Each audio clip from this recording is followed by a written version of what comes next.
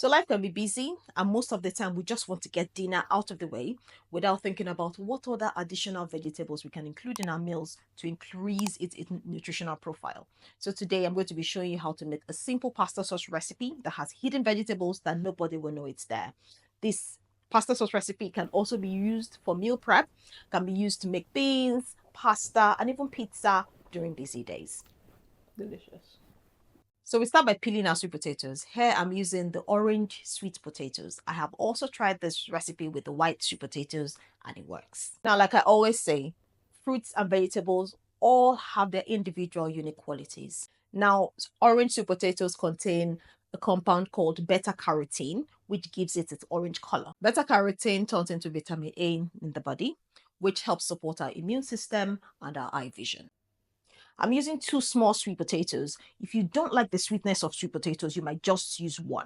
You want to slice the sweet potatoes thinly so they cook evenly with the other ingredients. Next is carrots. We'll be using 2 carrots and slicing them in smaller pieces as well.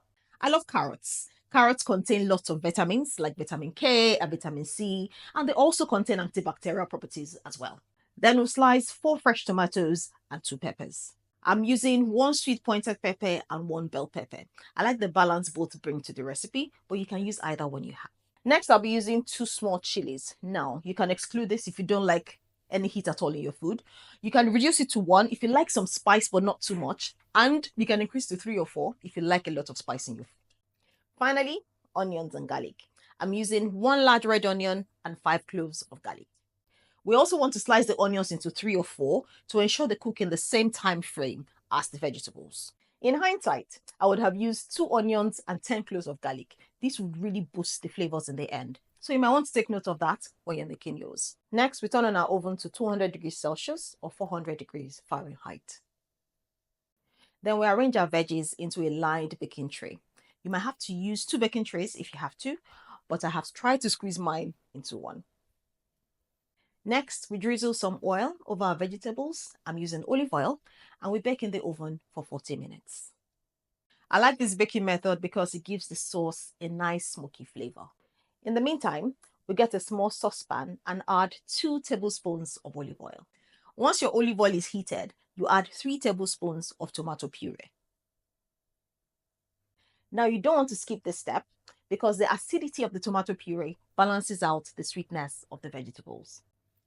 Fry your tomato puree for about 2 minutes and add 1.5 cups of water.